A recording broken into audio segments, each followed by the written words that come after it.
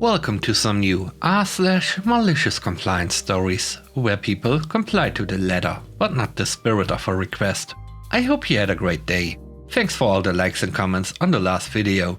If you would like to support this channel, please hit the like button and consider subscribing if you enjoy the content. And now let's start with the first story. It's called Truck Inspection. This happened to me in the summer of 2011. I was working for a small dump truck company that had me listed as an independent contractor. I didn't meet any of the requirements by law to be listed as an independent contractor. And when I found out that I was listed as such, I was not happy. The owner of the company wanted me to make sure that the truck ran every day and that I would not get any tickets for the condition of the vehicles. However, they had the worst equipment I had ever driven. I constantly would be stopped by state troopers in the area and given a citation for a fix-it ticket. I was regularly reprimanded for getting these citations, although I knew the trucks would not move if I did not drive, and I would not get paid for the day if I did not drive.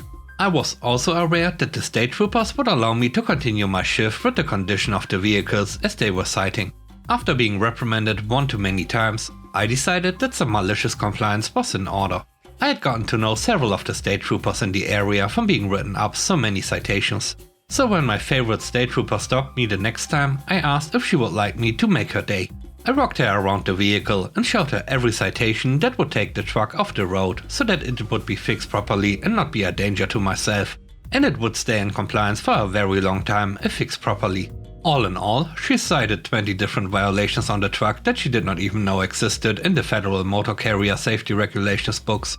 The company owner had no choice but to replace the entire cab of the truck and part of the front end. They had 2 trucks in their company, and at that point only one of them was being driven for the next month. I was the driver, because the only other driver for the company was the owner's husband, and he had to fix the other truck. The next story is called The Right Way. A few years back I worked for a company that made machines that test computer chips. My job was to test the instruments, big circuit boards that go in the machines. I'd debug them, have them fixed, keep track of the failures and feed it back to the factory, so hopefully the same failures wouldn't occur. A couple of important points are, these particular circuit boards were manufactured in another city, call it any town, about 500 miles away, by the same company. And also, because of our overly aggressive sales department, we needed to ship a certain amount of these barely manufacturable circuit boards to customers every week. In this case, the number was 3. If we missed the quota, my boss would get in trouble. I liked my boss and wouldn't try to screw with him, but here we are on malicious compliance. There was a particular circuit board that would come from any town, often without its connector. Think of any connector on the edge of a circuit board, but larger. It would just be missing. When I saw this, it wasn't a big deal. I would bring it to my friend in the mechanical group, who would, as a favor to me, put one on. I'd still log the failure, so the Anytown crew would know they screwed up. The problem is that technically this wasn't allowed. Cost the mechanical group 10 minutes of time and a connector, and I should be shipping the boards back to Anytown to be fixed. So although it helped with the quota, my boss let me know under no circumstances was I allowed to send the boards to the mechanical group for a quick fix. We had a brief argument about it. I had some recommendations on how we could legally fix them locally, but I caved because what difference did it make to me. Then one week we had no boards to meet the quota. There were some coming in from Anytown, but the week was going by and I was sitting on my hands. First day comes and 3 boxes show up. If the boards are perfect or have easy fixes, we'll make our quota. But after opening the boxes, all 3 were missing that connector. Easiest debug ever. Oh well, box them back up, ship them back to Anytown. About an hour later, my boss comes in to check the status. I let him know what happened and that they were on their way back to Anytown. I swear I could see steam come out of his ears. He didn't say a word and just walked away. Since there were no boards coming in and I had nothing else to do, I went to the beach. The third story is called Contracted Hours. I'm a teacher working in the UK. I currently work in a weird school that has lessons from 8:45 to 5:15, so a potential of 8 hours a day. The standard teacher contract is to work 1,265 hours a year. This is called directed time, where they can basically tell you what to do. Marking and planning etc. comes as 10% of this a week in most places, even if it takes many hours more. At our weird school, we have it noted in our contract that we have 1265 directed hours a year that fall between 8:30 and 5:30. So the 8 hours a day don't count towards our contract hours, just the lessons. Once you are done for the day, you can notify your line manager that you are going home. Once we hit 1265 hours, we are done for the year. But because it is a short year, no one will ever hit that.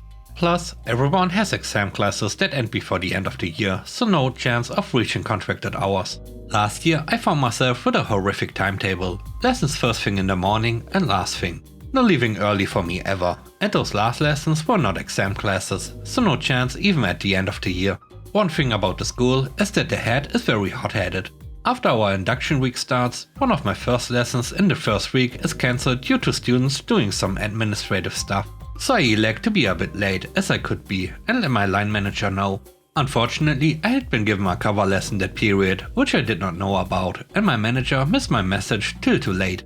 I received an email from the head stating that I must always be on site from 8:30 as per my contract, and that I could only leave once all my lessons were taught as I might be required to cover. This isn't actually the case. I had been a rep for the contracts and knew that in order to avoid it being directed time, I just had to be available. A bad contract, but means we could in theory go to the cinema. Obviously, I saw an opportunity. I was going to be in the building for 8 hours a day, 5 days a week, but previously only 27 of those hours were directed and I was free the other 13. But this email from the head was directing me to always be at work. Found my union to check and reread the contract. It says 1265 hours as directed by the principal, and she had just directed me for all 40 hours a week. I am sure anyone with a calculator can tell you if you work 40 hours a week, you cover 1265 hours in 31.5 weeks. Our year was 35 and a bit. As we reached week 30, I emailed HR and asked what she wanted me to do.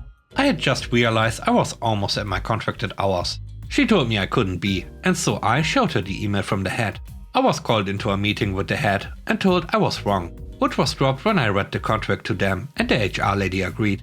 Then I was threatened with a disciplinary, which my union rep actually laughed at, as he said it would be the easiest constructive dismissal case, and again the HR lady agreed. Eventually I was offered an additional contract to work the rest of the year, which I took. I've been given a slightly nicer timetable this year too.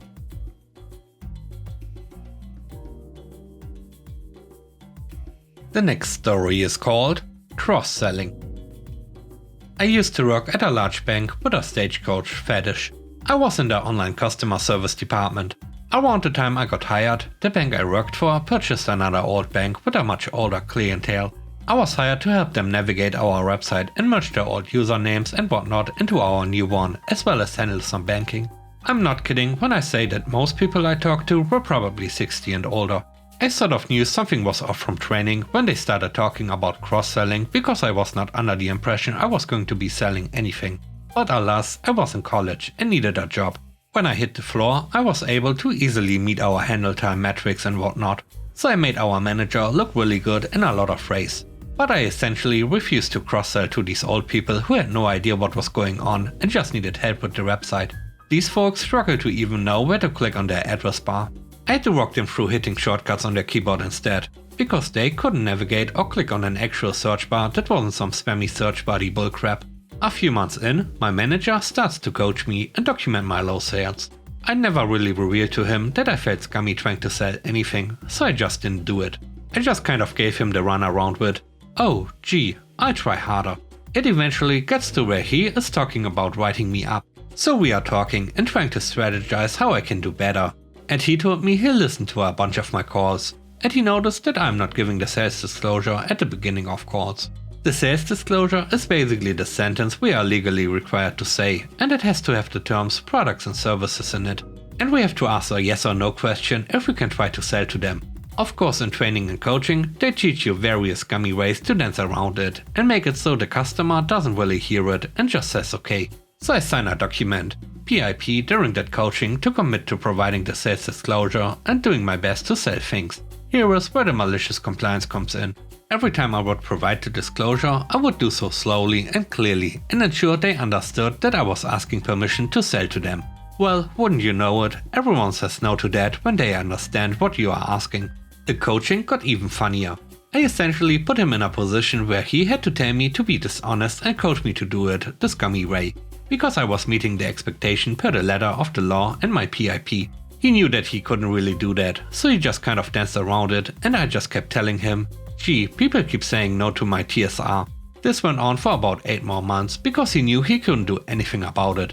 Our director tried to constructively fire me about it in our conversation. She was trying to, I guess, get me to admit to not trying. I just asked them if I could have HR present for the conversation, and they said no, so I got up and left real polite and then went back to work. They really had no good reason to fire me. It was pretty glorious. This was also about the time when the news started hitting on what they were doing as a company. I lasted a few months after that and then ended up quitting for a better job with better morals and ethics. I will never forget their faces of defeat and despair when they realized they couldn't push me around every coaching. The last story is called Car Salespeople. This happened today. My husband and I have been car shopping as I was in an auto accident at the beginning of the summer. Our car was totaled in the accident and it had been a long process. We finally decided on the automobile we wanted, got all our paperwork completed and had our financing all worked out. All we needed to do was sign all the paperwork and drive away. The dealership is 90 minutes from our house, so we took the kids out of school early and my husband took off work after lunch. We wanted to make sure we were home in time to keep our typical school night schedule going. We got to the dealership at our agreed upon time. We did one more test drive and were ready to sign everything. Then the game started. All of a sudden, the finance office wasn't ready for us. Then, after an almost 2-hour wait, they were ready. The finance person started by trying to upsell us on all the add-ons dealers try to sell you. We told her we didn't want anything extra, we just wanted to look at the numbers, read the paperwork, sign it all and head out. Due to our rate, we had a limited amount of time to get this done and still be able to get home in time for the kids' bedtime routine. The first thing she does is pull out a different set of numbers than we were originally given and agreed to. All of a sudden, there's a dealership fee for selling us a car at this time of year. Nearly 1k for this nonsense. Then she states that if we don't like the fee, we could leave as they have people begging to buy cars from them.